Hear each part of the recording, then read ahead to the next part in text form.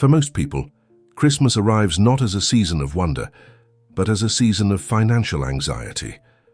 You watch your bank account drain with every wrapped package, every festive meal, every obligatory purchase, and somewhere deep within you, a voice whispers that you are becoming poorer with each act of giving. But what if this voice has been lying to you all along? Wallace D. Wattles, the forgotten architect of prosperity philosophy, taught that this fear is not merely unhelpful, it is a direct violation of what he called the spirit of opulence. He revealed, in writings that have remained hidden from the mainstream for over a century, that there exists a specific method of giving, a sacred economics that ensures every dollar departing from your hand returns to you not merely intact, but multiplied.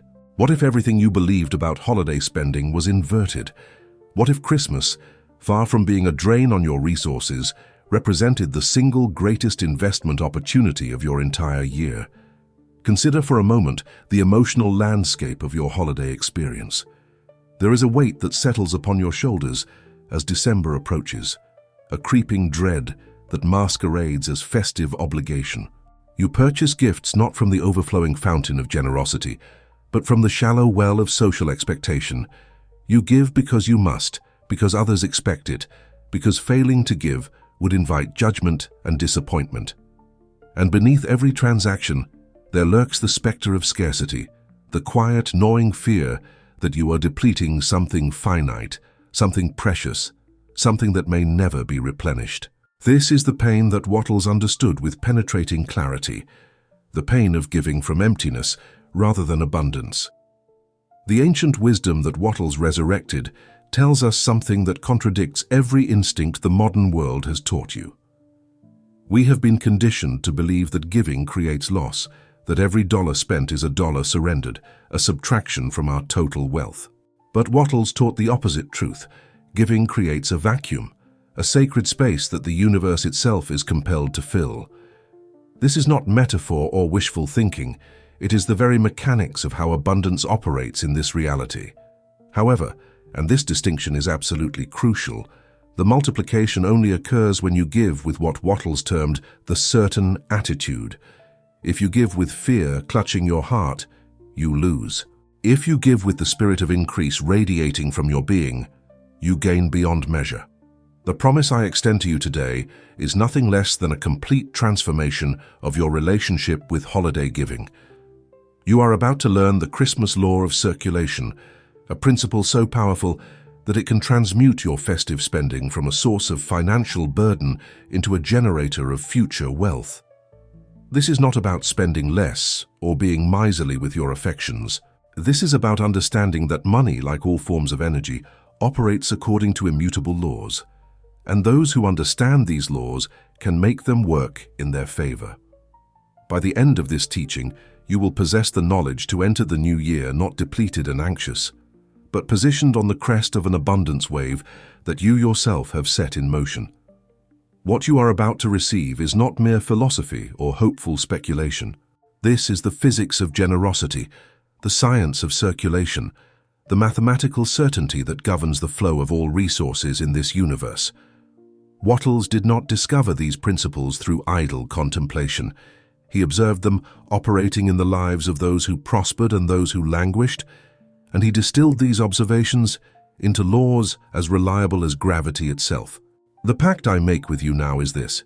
In this video, you will learn precisely why hoarding stops the flow of money into your life, creating the very scarcity you fear. You will understand how the holiday season, properly approached, can serve as a powerful mechanism to jumpstart your abundance for the entire coming year. But I must prepare you for something uncomfortable that awaits in our later discussion. There is a specific emotion, a hidden resentment, that most people harbor when purchasing gifts for others. This emotion operates like a curse placed upon your money, a dark enchantment that ensures your spent dollars never return to you. Most people are completely unaware they carry this resentment, yet it poisons every transaction they make during the holiday season.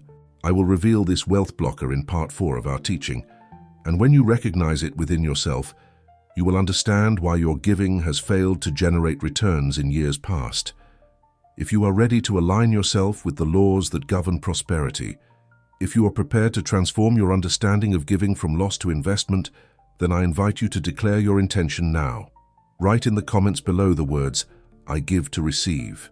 This is not mere engagement. It is an activation, a statement of readiness to the universe that you are prepared to enter the flow.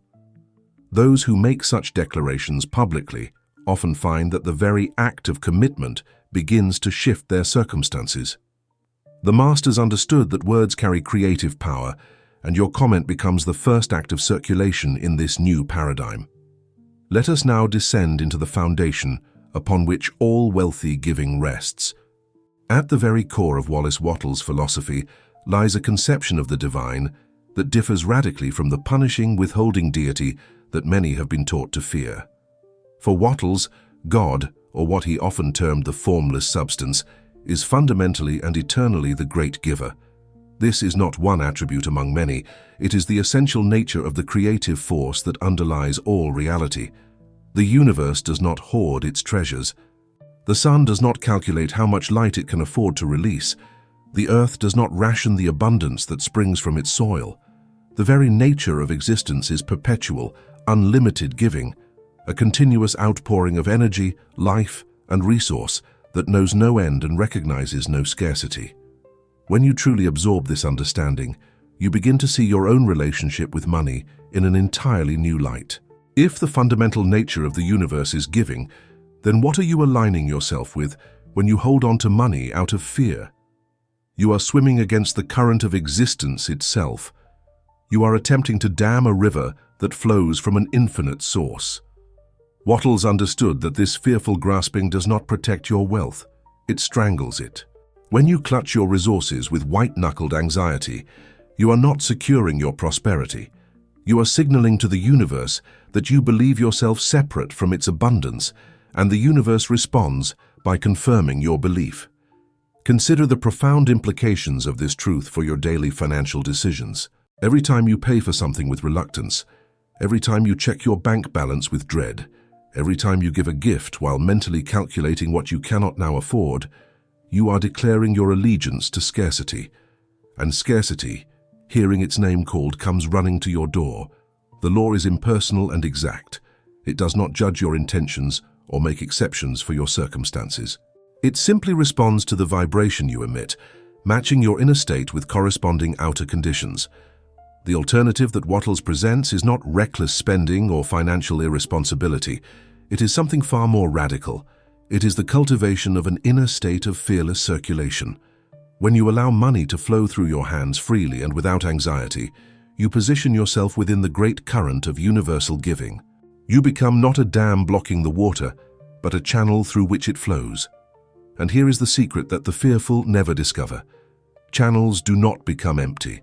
The very act of allowing flow ensures that flow continues. It is the blocked pipe that runs dry, not the open one. Wattles expressed this principle with an analogy that cuts to the heart of the matter. He wrote that money is like blood. It must circulate to keep the body healthy. Pause and consider the wisdom embedded in this comparison. What happens when blood ceases to circulate in a human body? First stagnation, then decay, then death. The blood does not benefit the body by remaining motionless in one location. Its entire purpose, its entire value derives from its movement through the system. Blood that does not flow is not being preserved. It is being rendered useless. Your money operates according to exactly the same principle. When you hoard your financial resources out of fear, believing that you are building security, you are actually creating the conditions for economic death. The money sitting frightened in your account is not working for you. It is not generating returns on any level, physical or metaphysical. It has become stagnant blood, and stagnant blood brings not health but disease. The miser who dies surrounded by unused wealth has not lived a rich life. He has lived a life of perpetual poverty, despite his accumulated numbers. The Christmas season offers a unique opportunity to understand and apply this principle of circulation. At no other time of year are you so explicitly called to release money into the world, to transform accumulated resources into gifts that flow outward toward others. What most people experience as obligation, the wise person recognizes as invitation. The universe is offering you a concentrated period of practice, a training ground for the development of your circulation capacity. Every gift you purchase is a chance to strengthen your alignment with the great giver. But here is where discernment becomes essential. The mere physical act of spending money does not automatically align you with abundance. Many people spend freely during the holidays and enter January impoverished in every sense. The difference between wealthy giving and depleting giving lies entirely in the consciousness with which the transaction is conducted. Two people can purchase identical gifts at identical prices, and one will receive multiplication, while the other receives only loss. The outer action means nothing. The inner state determines everything. When you give from the consciousness of the great giver, you are not losing anything. You are participating in the eternal circulation that sustains all life. You are releasing resources back into the flow from which they originally came to you. And because the flow is continuous and the source is infinite, what you release creates space for more to arrive. This is not magical thinking. It is the recognition of how energy actually moves through systems. Physicists understand that energy cannot be created or destroyed, only transformed. Your money is energy taking financial form, and when you release it with the right consciousness, you are not destroying wealth, but transforming it. The fearful mind will immediately generate objections to this teaching. It will point to bills, to obligations, to the uncertain future. It will insist that prudence requires holding back, that wisdom means protecting what you have. But Wattles would have you examine the fruit of this fearful prudence. Look at those who have lived by hoarding. Are they wealthy in any meaningful sense? Do they enjoy their resources? Do they experience the peace and security they sought through accumulation? The evidence of your own observation will confirm what Wattles taught. The hoarder lives in poverty regardless of his bank balance.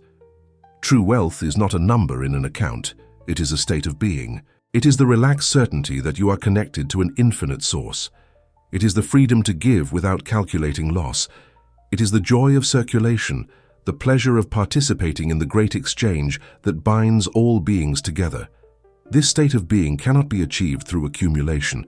It can only be achieved through alignment.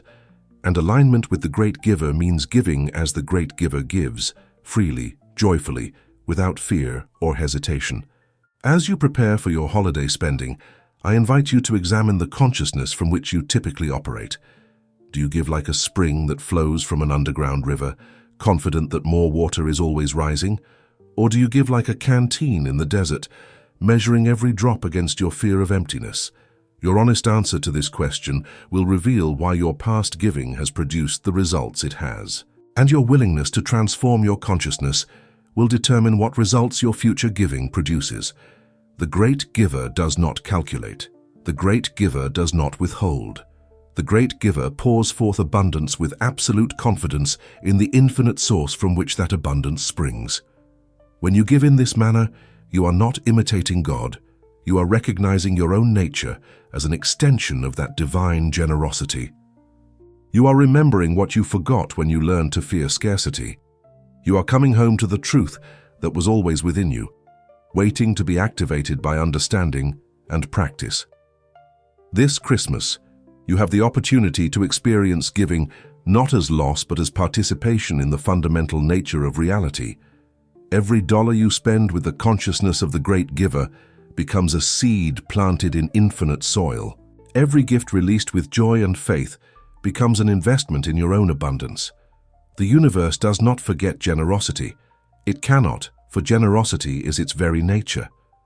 What you circulate returns to you because that is how circulation works, not as reward for good behavior, but as the inevitable consequence of aligning with how things actually are. To fully grasp why circulation generates wealth rather than depleting it, consider the image of a water wheel positioned in a flowing stream. This ancient technology has powered mills and machinery for thousands of years, and its mechanism reveals the exact principle that governs your relationship with money. The water wheel does not create the energy it harnesses. It simply positions itself correctly within an existing flow and allows that flow to move through it. The turning of the wheel is not caused by the water it retains, but by the water it releases.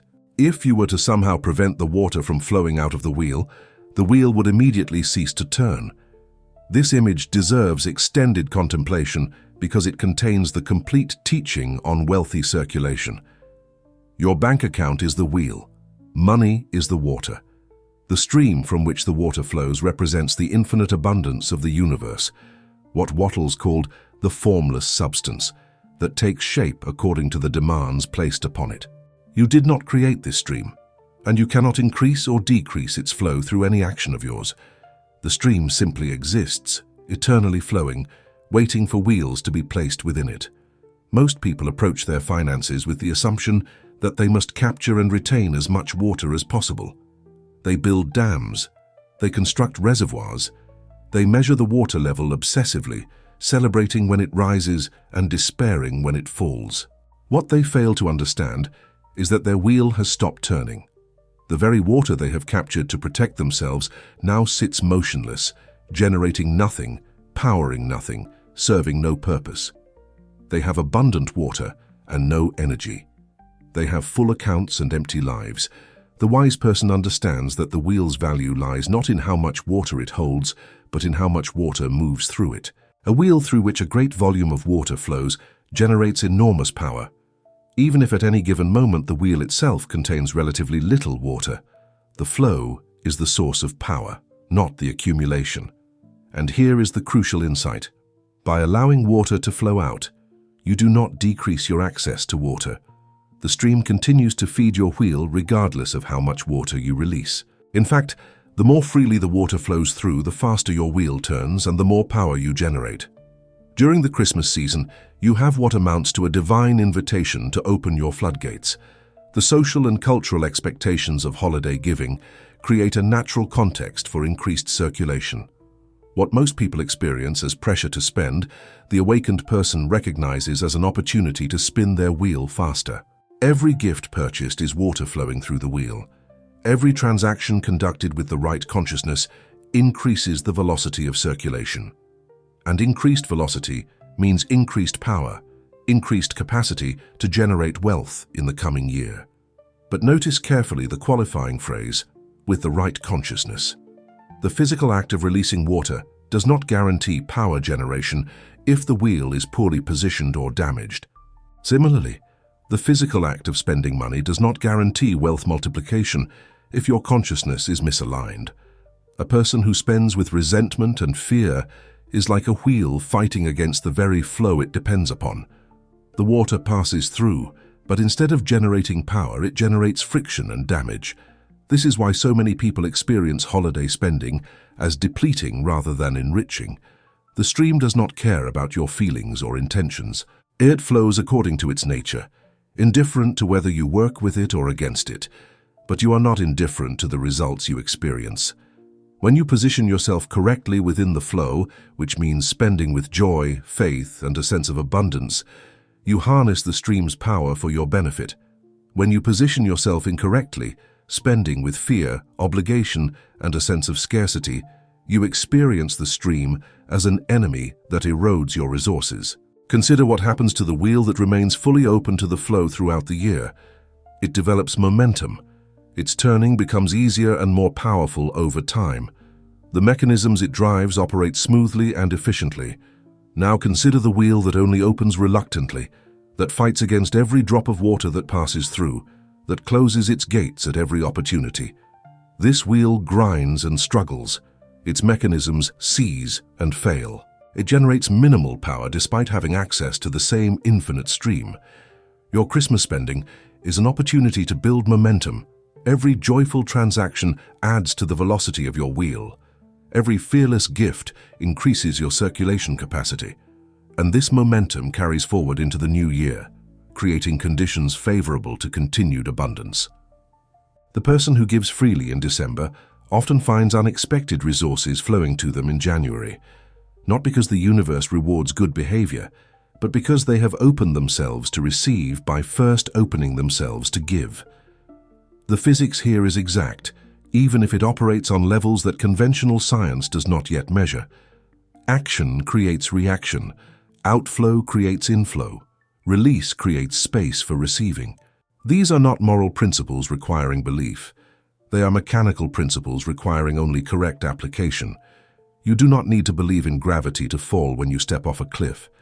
You do not need to believe in circulation to experience its effects when you align yourself with its laws. Some will object that this teaching encourages irresponsible spending, that it provides a spiritual justification for financial recklessness. But this objection misses the essential point.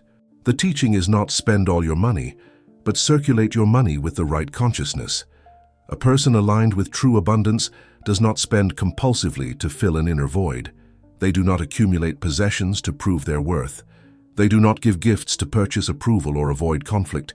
Their spending arises from genuine generosity, from the overflow of an abundant inner state, from the recognition that circulation serves everyone, including themselves.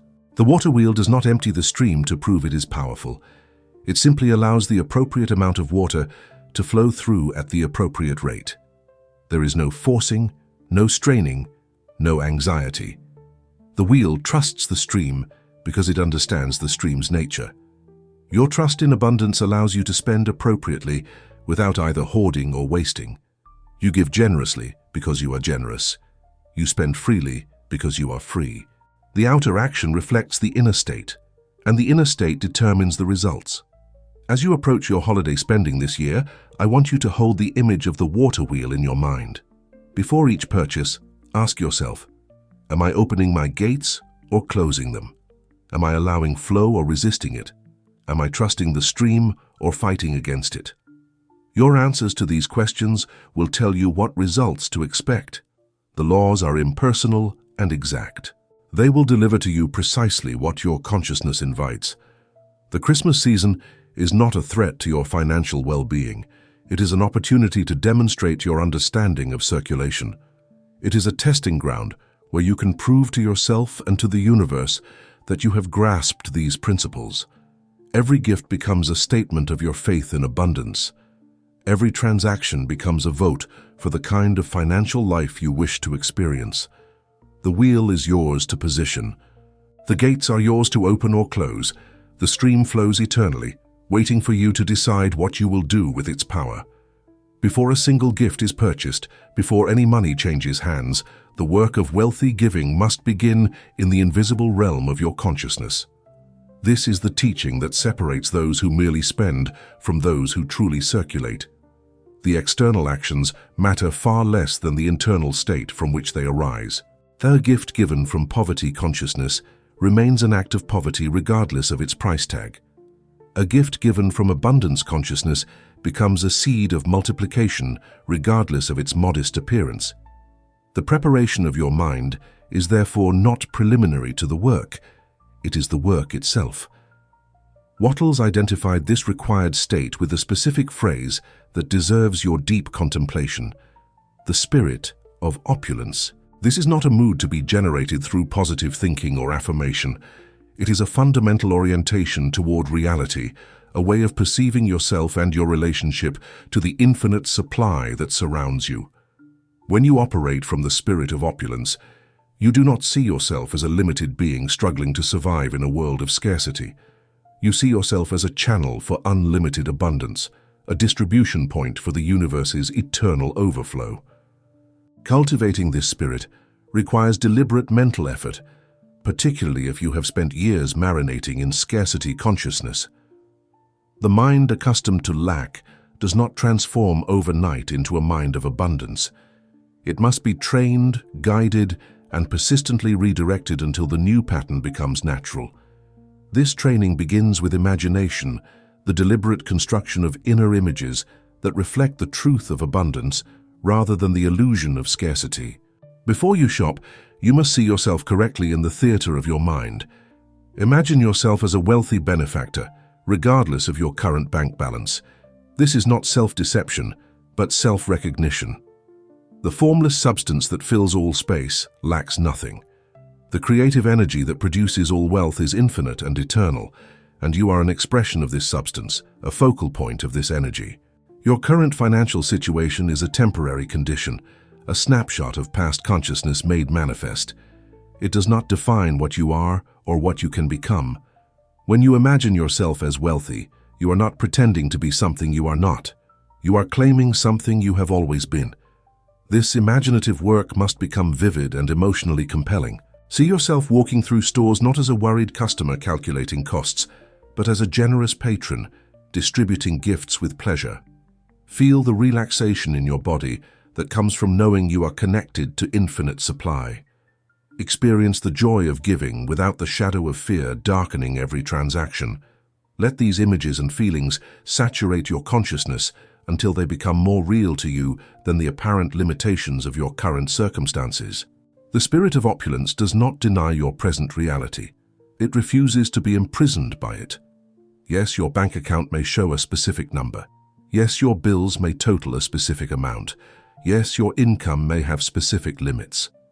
These facts exist in the physical realm, and ignoring them would be foolish, but the spirit of opulence operates from a higher understanding, that physical conditions are effects, not causes. They are the hardened residue of past consciousness, not the determiners of future possibility. By changing your consciousness now, you change the conditions that will manifest tomorrow. When you enter a store carrying the spirit of opulence, something shifts in how you interact with the environment. You browse with pleasure rather than anxiety. You consider gifts based on their appropriateness for the receiver rather than their threat to your balance. You approach the checkout with confidence rather than dread. These shifts are not superficial. They represent a fundamental change in your vibrational relationship with money. And this vibrational shift is precisely what determines whether your spending depletes you or enriches you. Others may not consciously perceive this shift in you, but they respond to it nonetheless. The cashier serves you with a slightly warmer smile. The other shoppers seem less irritating. The entire experience takes on a different quality, not because external circumstances have changed, but because your internal state has transformed.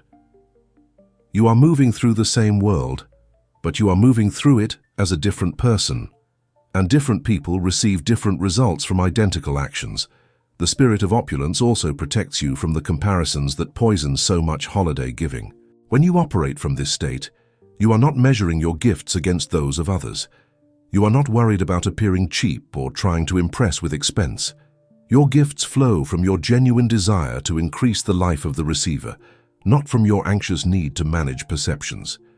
This freedom from comparison is itself a form of wealth, and those who experience it often report that their holiday season becomes dramatically more enjoyable. Maintaining the spirit of opulence requires vigilance because the world constantly invites you back into scarcity thinking. Advertisements remind you of what you cannot afford. News reports emphasize economic uncertainty. Friends and family may share their own financial worries, and these worries can be contagious. You must become the guardian of your own consciousness, deliberately choosing abundance-aligned thoughts whenever you notice scarcity-aligned thoughts arising. This is not denial, it is discipline. Consider creating a brief ritual to enter the spirit of opulence before each shopping excursion. Take a few moments in your car or before leaving your home to close your eyes and deliberately shift your consciousness. Remind yourself of the truth, that you are connected to infinite supply, that money flows to you and through you in perfect circulation, that your giving is an investment in abundance. Feel the physical sensations associated with this truth, the relaxation of your shoulders, the opening of your heart, the steadiness of your breath. Then carry this state with you into your shopping. The physical world responds to consciousness, not the reverse. This is the great secret that Wattles articulated and that the materialist worldview has obscured. By preparing your mind in the spirit of opulence, you are not merely feeling better about spending money. You are actually changing the rules by which your financial transactions operate. The same dollar spent in fear and the same dollar spent in opulence produce entirely different results in the larger pattern of your financial life. The preparation is the magic. As you approach this Christmas season, I want you to take the mental preparations seriously. Do not rush into your shopping carrying the stress of your default consciousness. Do not allow the crowds and the commercialism to determine your state. Take ownership of your inner condition before every financial act. Remind yourself who you really are, not a struggling consumer, but an expression of infinite abundance choosing to circulate wealth for the benefit of all. This reminder, truly felt and not merely thought, will transform your entire holiday experience. The spirit of opulence is not something you create from nothing. It is something you remember, something you reclaim, something you allow to resurface from beneath the layers of scarcity conditioning. Deep within you, there exists a knowing that you belong to an abundant universe, that you have a right to prosper, that your giving can come from overflow rather than depletion. The mental preparation for wealthy giving is simply the clearing away of obstructions, so this natural knowing can emerge and guide your actions. Every moment of this holiday season offers you a choice between scarcity and opulence, between fear and faith, between poverty consciousness and abundance consciousness. These choices are made in the privacy of your own mind, invisible to others, but absolutely determinative of your results. Choose opulence. Choose it deliberately. Choose it repeatedly. And watch how your entire experience of giving transforms from a burden into a blessing. With your consciousness properly prepared in the spirit of opulence, you are ready to learn the 3 rules that govern wealthy giving, the specific practices that transform ordinary spending into powerful circulation.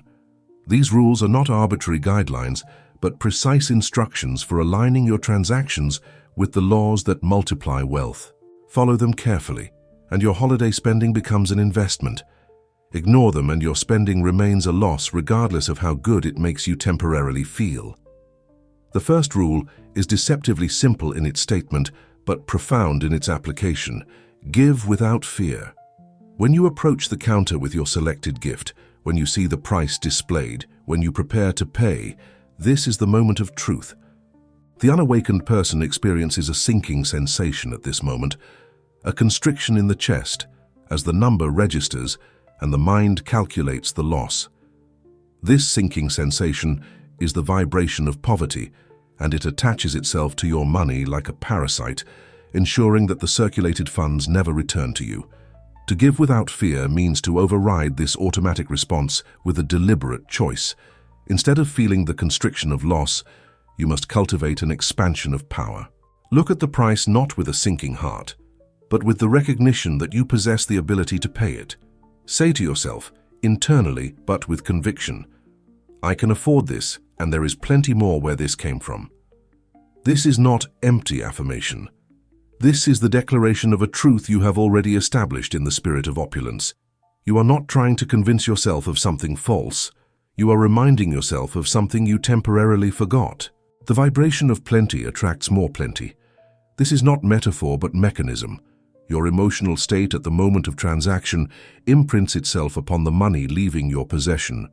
When that imprint is fear and lack, the money goes out into the world carrying that frequency, and it attracts back to you circumstances that match its frequency.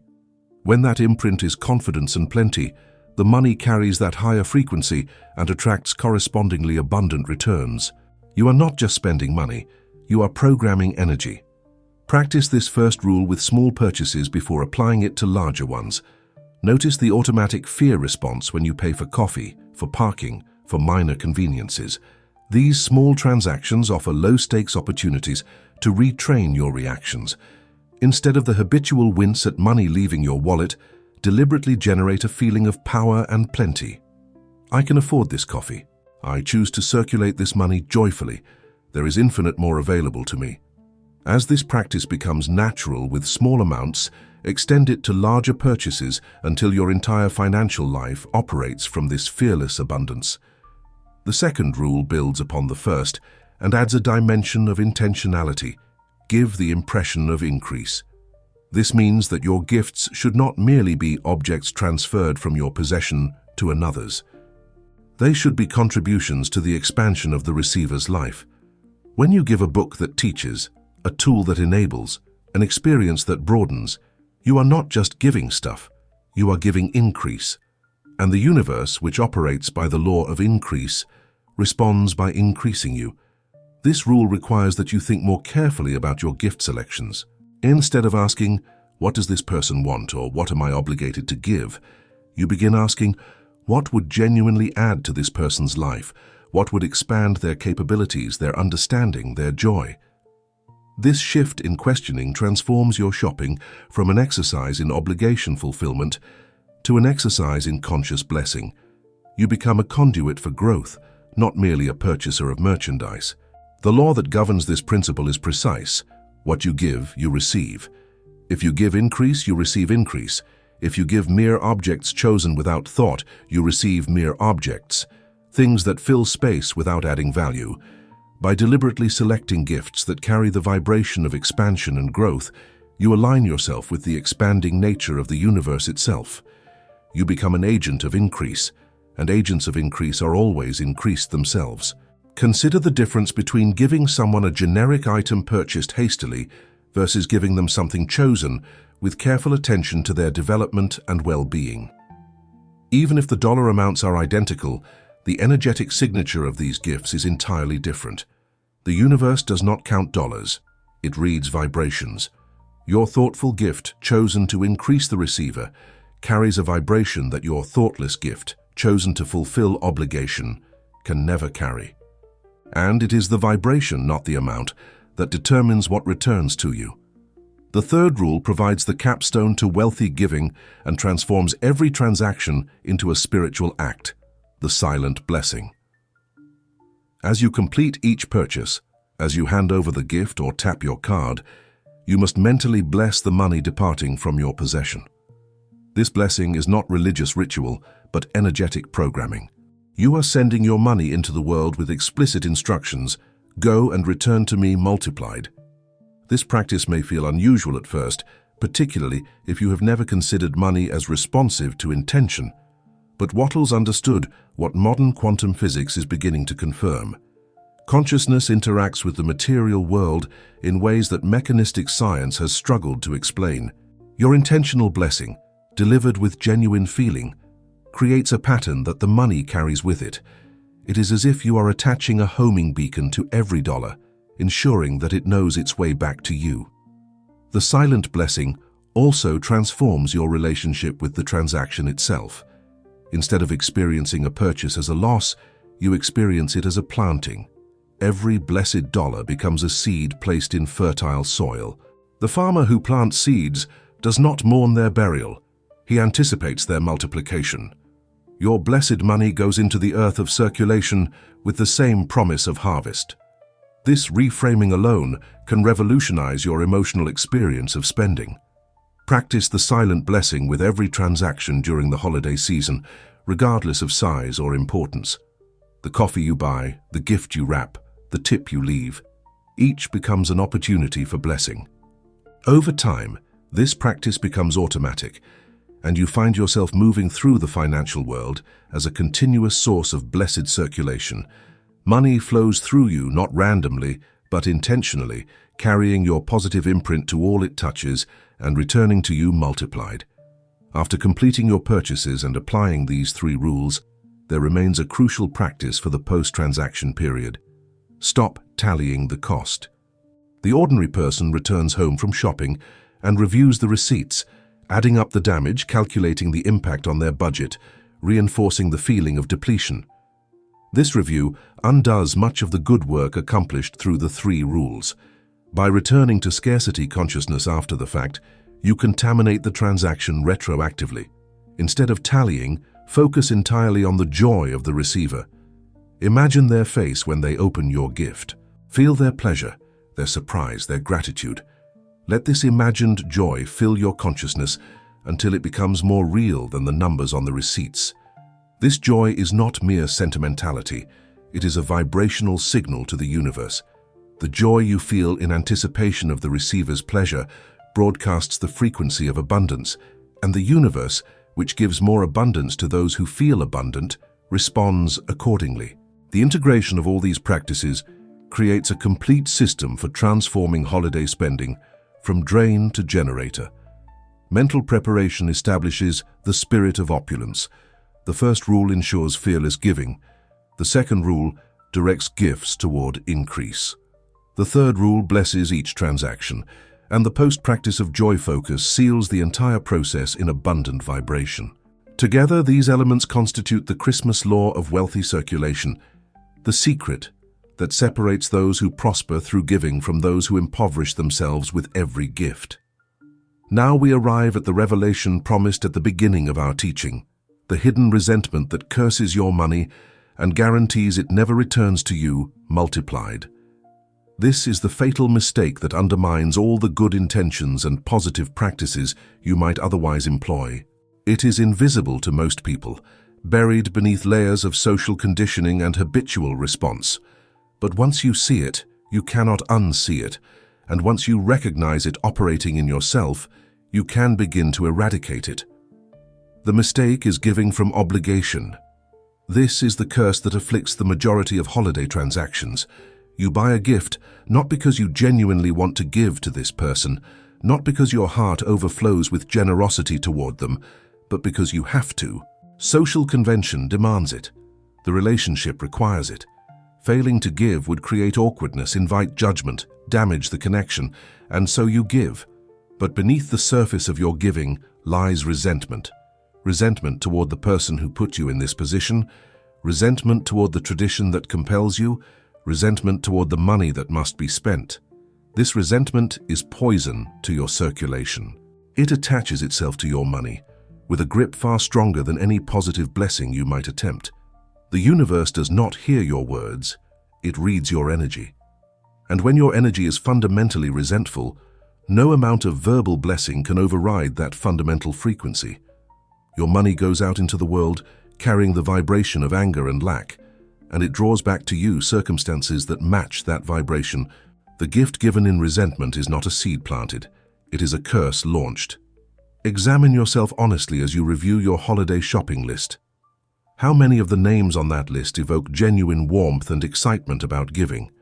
And how many evoke some variation of reluctance, obligation, or dread? The ratio between these two responses tells you exactly how much of your holiday spending is blessed circulation and how much is cursed disposal. Most people, if truly honest, will discover that obligation motivates the majority of their giving. The solution is not to abandon giving to those you feel obligated toward. The solution is to transform the inner experience of that giving or to refrain from giving at all. Wattles was clear on this point. If you cannot give with joy, do not give.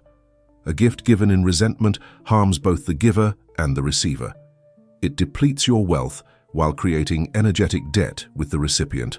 Better to give nothing than to give poison wrapped in pretty paper. But there is a higher path than simply not giving. You can transform obligation into opportunity. You can recognize that every name on your list represents a human being whose life could be increased by your attention. You can shift from "I have to give to this person" to "I get to contribute to this person's well-being." This shift requires genuine inner work. You must examine your resentment, understand its roots, and consciously choose a different response. This is not easy, but it is possible, and it is absolutely necessary if you wish your holiday giving to generate returns. The resentment often masks deeper issues in relationships. Perhaps you give to someone who has hurt you, and the gift feels like tribute paid to an enemy. Perhaps you give to someone whose presence in your life you question, and the gift feels like validation of a connection you would rather sever. Perhaps you give to someone who will not appreciate the gift properly, and you feel your generosity wasted in advance. These underlying relational dynamics must be addressed, not necessarily through confrontation, but through inner clarification. Ask yourself what you truly wish for each relationship. If you wish to maintain connection, choose to give from genuine goodwill, releasing the stored resentment that serves no one. If you discover that you do not wish to maintain connection, consider whether the obligatory gift is actually perpetuating a situation you would prefer to end. Sometimes the most honest thing is to let a gift-giving relationship expire rather than continue poisoning your money with resentment year after year. The second fatal mistake operates in the period following your holiday spending, the financial hangover. This is the January experience of regret, worry, and self-recrimination that afflicts those who spent generously in December. You look at your credit card statement and feel sick. You calculate how long it will take to recover. You criticize yourself for spending too much, for giving too freely, for being irresponsible with your resources. This financial hangover is not merely unpleasant, it is financially destructive. Regret cancels the magic of the gift. Remember that your transactions carry vibrational imprints that attract corresponding returns. If you spend in December with joy and faith, you create positive imprints. But if you then spend January in regret and worry, you overwrite those positive imprints with negative ones. You retroactively transform your generous giving into fearful giving. You undo the very blessings you work to create. The practice required to avoid the financial hangover is faith maintenance. You must hold firm to the understanding that your supply is being replenished, that the circulation you initiated is even now drawing returns toward you. This is not denial of financial reality, it is trust in financial law. Yes, your account may show a lower number. Yes, bills may be arriving. Yes, the physical evidence may seem to contradict your faith. But physical evidence is always evidence of past consciousness, not present truth. Hold to your faith in circulation and watch how the evidence begins to shift. Create a specific practice for January abundance maintenance. Each morning, before checking any accounts or paying any bills, spend 5 minutes in grateful visualization of resources flowing toward you. See unexpected checks arriving. See new opportunities emerging. See your financial situation improving naturally and easily. This practice is not wishful thinking. It is deliberate alignment with the laws of circulation. It keeps your consciousness tuned to the frequency of receiving, which is essential if you wish to receive what your December giving has set in motion. Wattles himself articulated the principle that transforms giving from transaction to transformation. He wrote that the person who gives to others with a heart full of gratitude creates a bond with the infinite. Such a person becomes not merely a spender of money, but a channel through which wealth flows. Notice the distinction. Most people imagine themselves as containers of wealth, trying to fill and maintain a certain level. But the master understands himself as a channel, a conduit through which unlimited wealth flows from the infinite source to the world of form. When you give with gratitude, genuine gratitude for the ability to give, for the relationship that occasioned the gift, for the abundance that made the gift possible, you strengthen your connection to the source. Gratitude is the vibration that opens channels wider. It is the energetic equivalent of cleaning and expanding the pipe through which resources flow to you. Every grateful gift increases your capacity to receive, not because the universe rewards your behavior, but because gratitude naturally aligns you with the abundant nature of reality. Consider cultivating gratitude not just for what you have, but for what you give away. This is an unusual practice for most people who feel grateful when they receive and reluctant when they release, but the master reverses this pattern. He feels grateful for the privilege of giving, grateful that he has something to give, grateful that he knows someone worth giving to, grateful that he understands the laws that transform giving into receiving. This gratitude for giving is one of the most powerful prosperity practices available. The heart full of gratitude that Wattles describes is not a momentary emotion, but a sustained state. It is the fruit of ongoing practice, of deliberate attention, of choosing gratitude again and again until it becomes natural. During the Christmas season, you have abundant opportunities to exercise this practice. Every gift selected is an occasion for gratitude. Every purchase completed is a chance to strengthen the habit. By the time January arrives, gratitude can have become so natural that you maintain your channel connection effortlessly. The phrase channel through which wealth flows deserves specific attention. A channel does not originate what flows through it. It simply allows passage. The Colorado River did not create the water that carved the Grand Canyon. It simply provided the pathway through which water traveled from mountains to sea. Similarly, you do not create the wealth that flows through your life. You simply provide the pathway through which abundance travels from the infinite source to its destinations in the physical world. This understanding liberates you from the anxiety of provision. You do not need to worry about where the next dollar will come from because you are not the origin of your dollars. The source is infinite and eternal. Your only task is to keep your channel clear and open. Giving with gratitude is one of the most powerful ways to maintain channel clarity. It prevents the blockages that fear and resentment create. It ensures that wealth continues to flow through you, rather than stagnating within you. The bond with the infinite that Wattles describes is not a metaphor. It is an actual energetic connection that can be felt by those who develop sensitivity to such things.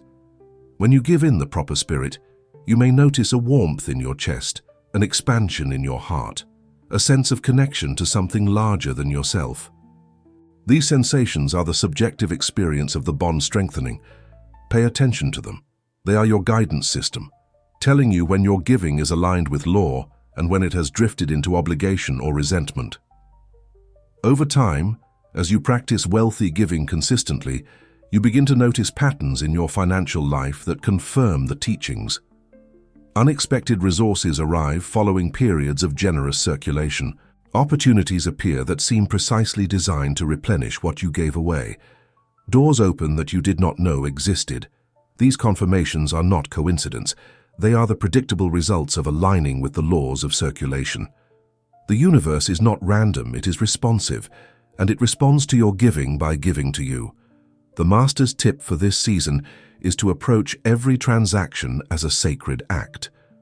Do not treat your holiday spending as mundane commerce. Do not rush through purchases without awareness. Make each exchange a conscious spiritual practice. Pause before paying. Center yourself in gratitude and the spirit of opulence. Bless the money as it leaves your hands. Trust the circulation to complete its cycle. These small moments of conscious practice accumulate into a transformed financial reality. Remember that you are not learning tricks to manipulate the universe into giving you money. You are learning to align with the way wealth actually operates. The universe does not need to be tricked. It needs to be trusted. It does not need to be manipulated. It needs to be joined. When you give correctly, you are not extracting something from a reluctant cosmos. You are participating in a dance that the cosmos itself delights in. Your prosperity is not a problem for the universe to solve. It is a song the universe wants to sing through you. The principles we have explored are not Wattles' invention alone. They echo through the wisdom traditions of humanity, appearing in various forms wherever great teachers have penetrated to the heart of how abundance operates. Most notably, these principles align precisely with the teachings attributed to Jesus of Nazareth, whom Wattles frequently quoted and whose insights he considered foundational to the science of prosperity. Consider the famous instruction, "Give and it will be given to you. A good measure, pressed down, shaken together, and running over, will be poured into your lap. For with the measure you use, it will be measured to you." This passage is typically read as moral instruction. Be generous because generosity is virtuous. But Wattles understood it as something more, a statement of law. Jesus was not merely encouraging kindness, he was describing mechanism. He was revealing how the universe actually functions for those with ears to hear. The imagery is precise and worth contemplating. A good measure, pressed down, shaken together, and running over. This is not a description of exact reciprocity. You give 1 cup, you receive 1 cup. This is a description of multiplication. The container is filled, then pressed to compact the contents, then shaken to settle them further, then filled again until it overflows. The return exceeds the gift. The circulation multiplies what passes through it. This is not reward for virtue. It is the natural consequence of engaging with the law correctly. Wattles' entire project was to explain the science behind this promise. He asked, why does giving lead to receiving? By what mechanism does circulation produce multiplication? His answer, which we have explored throughout this teaching, involves the alignment of consciousness with the fundamental giving nature of the universe. When you give in the proper spirit, you harmonize with the way reality operates, and harmony with reality produces favorable results, just as disharmony produces unfavorable ones. The phrase, "With the measure you use, it will be measured to you," points to something crucial. The measure is not the dollar amount, it is the consciousness. Your measure is the attitude, the intention, the spirit with which you give. Give with a miserly measure, reluctantly, fearfully, with resentment, and you will receive according to that miserly measure. Give with an abundant measure, joyfully, trustingly, with genuine goodwill, and you will receive according to that abundant measure. The choice of measure is entirely yours. This teaching resolves the apparent contradiction that troubles many people. Why do some generous people remain poor, while some selfish people become rich? The answer lies in the consciousness, not the behavior. A person may give large sums while maintaining a poverty consciousness, perhaps giving from obligation or to appear generous to others. This person gives with a poor measure despite giving large amounts. Meanwhile, a seemingly selfish person may have such perfect faith in their own prosperity that money flows to them despite their failure to circulate it deliberately. The law operates on consciousness, not appearances. However, and this is important, the person who gives correctly with abundant consciousness will always fare better than if they had not given. And the person who hoards, regardless of their surface prosperity, will always be limited by their failure to circulate. The selfish rich person does not reach the heights that proper circulation would have taken them. The generous poor person is still richer than they would have been had they hoarded. The law applies consistently, even when surface appearances seem to contradict it. Jesus' teaching also emphasizes that giving initiates the process. Give, and it will be given to you. Giving comes first. You do not wait to receive before you give. You give to set the receiving in motion. This is the activation principle that makes Christmas such a powerful opportunity. The holiday provides a structured context for initiating circulation. By giving freely in December, you activate the receiving that will manifest in the months to come. The promise of returns poured into your lap suggests passivity on the receiving end. You do not need to struggle or strive or manipulate to receive what circulation has prepared for you. You simply open your lap, maintain receptivity, and the abundance arrives. This is why faith maintenance in January is so important. Struggling and striving and worrying about receiving is the opposite of an open lap. Trust and expectation and gratitude create the receptivity into which abundance can pour. Wattles was not a religious writer in the conventional sense. He did not promote any particular faith or doctrine, but he recognized that the great spiritual teachers had discovered principles that operated beyond theological boundaries. The law of giving and receiving is not Christian or Buddhist or Hindu, it is universal.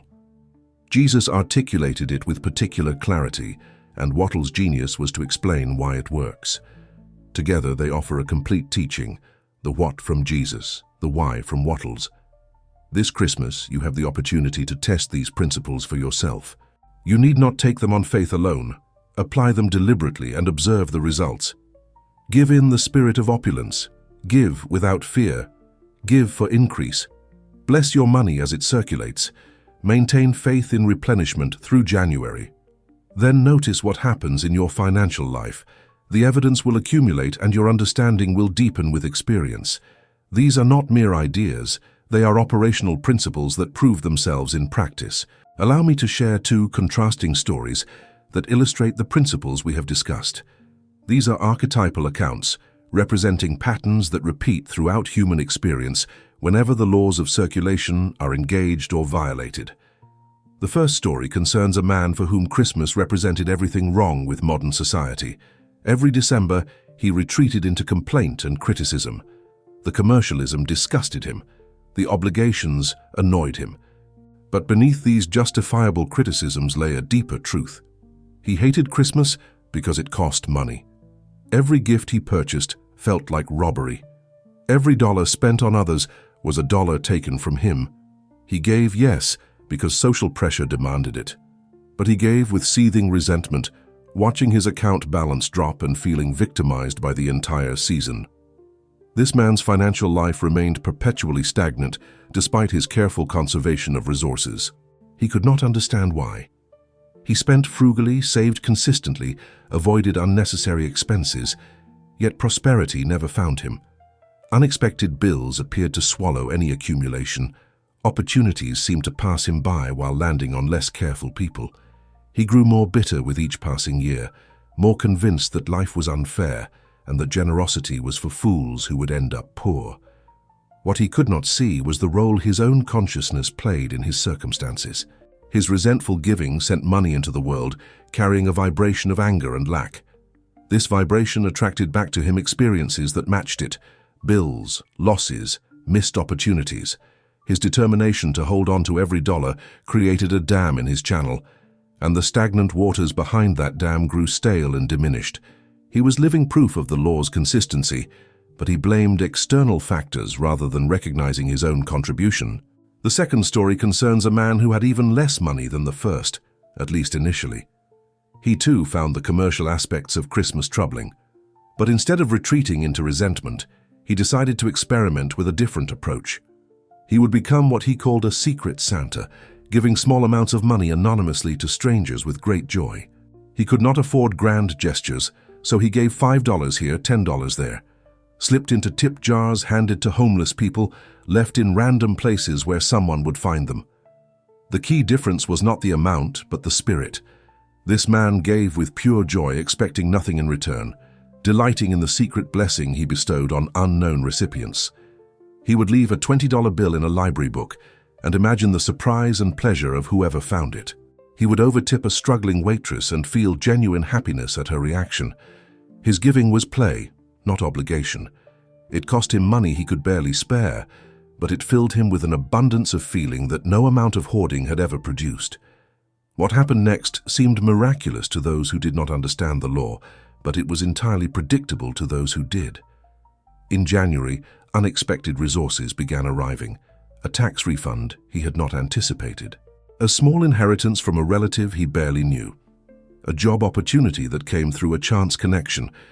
The total exceeded his December giving many times over. He had primed the pump of circulation with his joyful giving, and the flow responded by filling his reservoir. This man's poverty cycle broke that year, not because the universe rewarded his virtue, but because he had shifted his consciousness from scarcity to abundance through the practice of joyful giving. Once shifted, his consciousness attracted circumstances that matched its new frequency. He continued the secret Santa practice in subsequent years, and each year confirmed and deepened his understanding. He had discovered the Christmas law through direct experience. The contrast between these two men illuminates everything we have discussed. Same season, similar initial circumstances, opposite approaches to giving, opposite results. The difference was not in their bank accounts, but in their hearts. One gave from resentment and received more reasons to resent. One gave from joy and received more occasions for joy. The law operated consistently for both, delivering to each precisely what their consciousness had ordered. As you approach your holiday giving this year, ask yourself which man you more closely resemble. Be honest in your self-assessment. If you recognize the resentful giver in yourself, know that awareness is the first step toward change. You can choose differently this year. You can experiment with the approach of the second man, giving whatever you can with genuine joy and trusting the law to do its work. The Christmas secret is not really a secret at all. It has been taught by masters throughout history and practiced by prosperous people across all cultures, but it remains hidden from those who cannot see past their fear of loss. By receiving this teaching, you have been given a key. Whether you use it to unlock your abundance is entirely up to you. The law awaits your participation. We have traveled together through a teaching that has the power to transform not only your holiday season, but your entire relationship with money and giving. Let us now gather the threads into a unified understanding that you can carry forward into practice. Christmas is not a threat to your wallet. It is a test of your faith. This is the core realization that separates those who prosper through the holiday from those who limp into January depleted and anxious. The challenge the season presents is not primarily financial, but spiritual.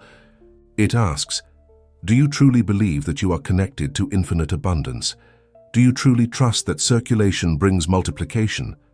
Do you truly understand that giving is the activation of receiving? Your answers to these questions, expressed through your actions and your consciousness, determine your results. To pass this test is to enter the new year on a wave of momentum.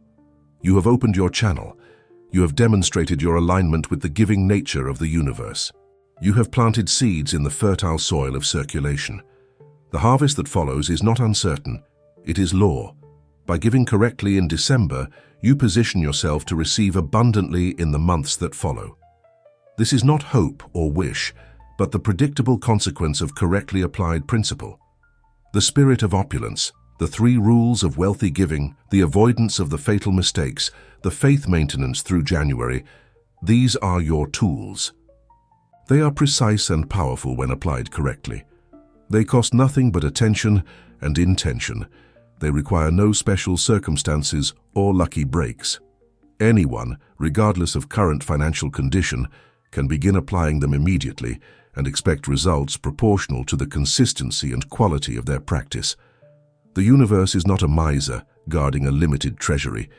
It is an infinite source seeking channels through which to pour its abundance. Your task is not to extract wealth from a reluctant cosmos, but to align yourself with the flow that already exists. Christmas offers a concentrated opportunity for this alignment. The cultural context supports giving. The expectations facilitate circulation. You need only bring the correct consciousness to the practices the season naturally encourages. Everything depends on your willingness to trust the law before you see the evidence. This is where most people falter. They want proof before practice. They want guarantees before faith. But the law does not work that way. You must give first, trust first, align first, and then the evidence appears. The evidence is the result of the practice, not its precondition. Those who wait for proof never find it because they never initiate the cycle. Do not be a Scrooge with your energy or your money this Christmas. The character of Scrooge has become a cultural symbol of miserly hoarding, and the story of his transformation reveals a truth that transcends its Victorian origins. Scrooge was not poor despite his wealth. He was impoverished because of his relationship to it. His accumulation brought him no joy, no connection, no vitality. Only when he opened his hands and his heart did he discover what abundance actually felt like. The universe that created you is limitless.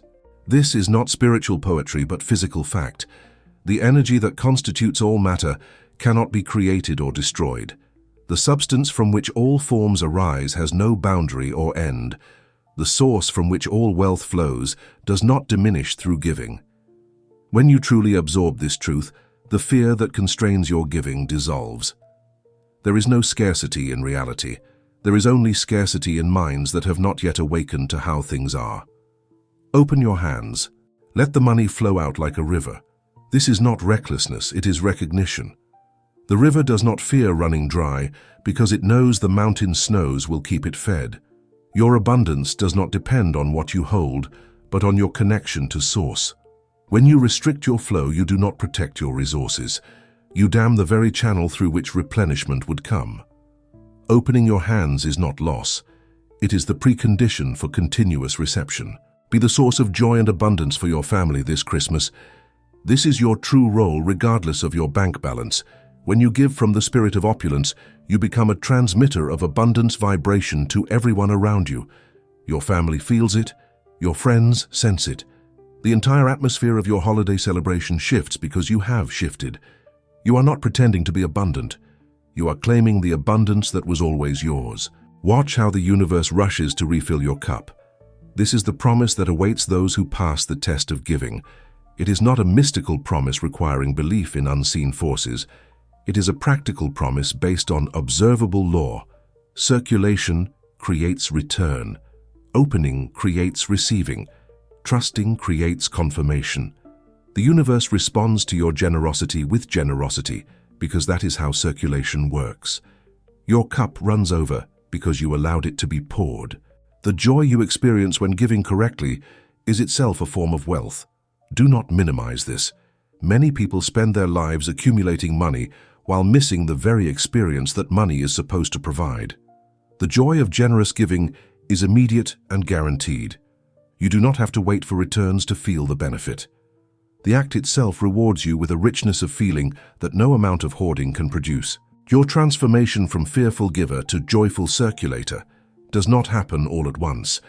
It unfolds through practice, through repeated choosing, through the gradual rewriting of your scarcity conditioning. This Christmas is your opportunity to take significant steps in that transformation. Every correctly given gift strengthens the new pattern. Every transaction blessed reinforces the new habit. By January, you can be a substantially different person than you were in November, not through dramatic change, but through consistent practice. I leave you with a challenge that will make everything we have discussed real and practical. I call it the Joyful Transaction Challenge. It is simple to describe and powerful to practice. It will transform your holiday spending from abstract expenditure into conscious circulation. Here is the practice. For every purchase you make during this holiday season, pause before you complete the payment. This pause need only last a few seconds. It will not inconvenience anyone. In that pause, generate a feeling of intense gratitude that you have the money to make this purchase. Feel genuine thankfulness that you possess the resources, that you have someone to give to, that you understand the laws that make this transaction a seed rather than a loss. Then, still in that brief pause, say internally, I circulate this with joy. Mean it, feel it. Let the words carry genuine energy rather than being mere formula. You are not reciting an incantation. You are aligning your consciousness with truth. You are declaring your relationship to this money and to the circulation you are initiating. Finally, refuse to feel lack. This is the hardest part for many people. The habit of feeling poorer with every purchase is deeply ingrained. You must consciously override it. Replace the automatic constriction with deliberate expansion. The money leaving your hand is not making you poorer. It is activating the laws that will make you richer. Trust this. Act on this trust even before you feel it completely. The feeling will follow the action. Perform this practice with every transaction. Not just gift purchases, but all purchases. The coffee, the groceries, the parking meter. Make your entire financial December a continuous exercise in joyful circulation. The cumulative effect of hundreds of small, blessed transactions will astound you. You will enter January different than you entered December, and your financial circumstances will follow your transformed consciousness. If you are ready to turn your giving into receiving, if you are committed to mastering the law of circulation, then I invite you to subscribe to the Master's Legacy. This channel exists to bring you the forgotten wisdom of the great prosperity teachers, making their teachings accessible and applicable to your modern life. By subscribing, you ensure that you continue to receive these transformations. By sharing, you extend the blessing to others who are ready to awaken. The Christmas secret has been revealed to you. The laws have been explained. The practices have been given. What remains is your choice. Will you remain a Scrooge, hoarding fearfully and complaining about obligation? Or will you become what you were meant to be, a joyful channel through which the universe's abundance flows freely? The choice is yours. The law awaits. This Christmas, choose abundance, choose circulation. Choose the transformation that your soul already knows is possible.